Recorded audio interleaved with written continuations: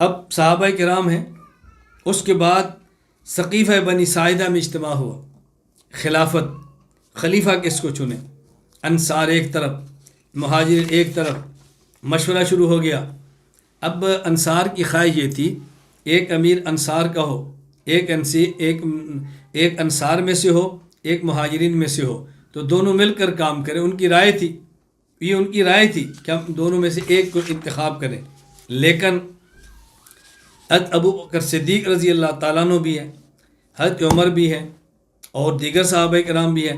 حضرت عمر کہتے ہیں اس دن میں گفتگو تیار کر کے گیا تھا، اور میرا خیال تھا جتنی اچھی گفتگو میں کروں گا شاید اتنی اچھی گفتگو ابو بکر نہ کرے، میں گفتگو کرنا چاہتا تھا۔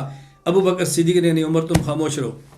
صحیح بخاری حدیث نمبر 3668، تم خاموش رہو۔ ابو بکر صدیق نے بات کی، انہوں نے کہا دیکھو انصار، ہم امراء تم وزراء، نحن الامراء وانتم الوزراء، ایسے کرو۔ حضرت خباب بن منذر نے کہا نہیں، ایک امیر ہمارا ایک تمہارا۔ ابو بکر نے فرمایا نہیں، ہم امراء تم وزراء۔ کیوں؟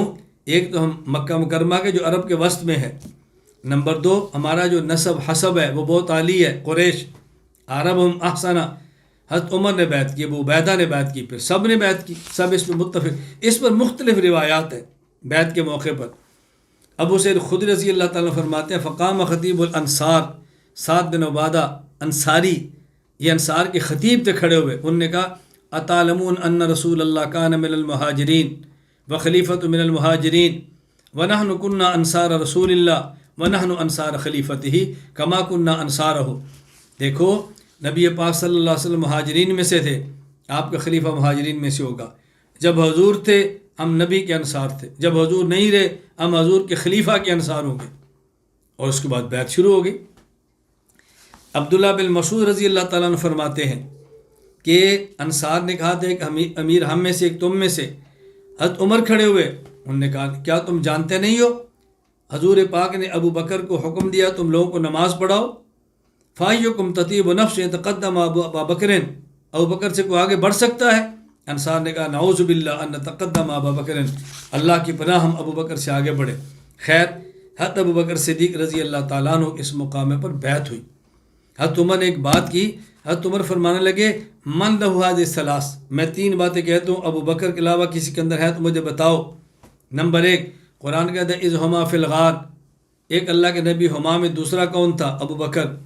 نمبر 2 قرآن کہتا ہے لا تحزن ان اللہ معنا، یہ عجیب بات کی، اذ یقول لصاحبہ، یہ کس کو کھا؟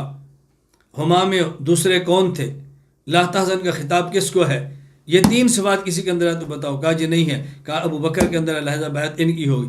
میں خیر عرض کر رہا، خلاصہ یہ ہے کہ صدیق اکبر رضی اللہ تعالیٰ عنہ کی بیعت ہو گئی اور آپ کو خلیفہ نامزد کر دیا گیا، اور صحابہ کرام کا اجماع ہو گیا ابو بکر صدیق رضی اللہ تعالیٰ عنہ خلیفہ بلا فصل ہے۔ المستدرک علی الصحیحین میں ہے اجمع صحاب النبی واستخلفوا ابا بکر، صحابہ کرام کا ابو بکر رضی اللہ تعالیٰ خلافت پر اجماع ہے۔ اس لیے ہم کہتے ہیں جو شخص ابو بکر کو پیغمبر کے جانے کے بعد خلیفہ اول بلا فصل نہ مانے وہ دائرہ اسلام سے خارج ہے۔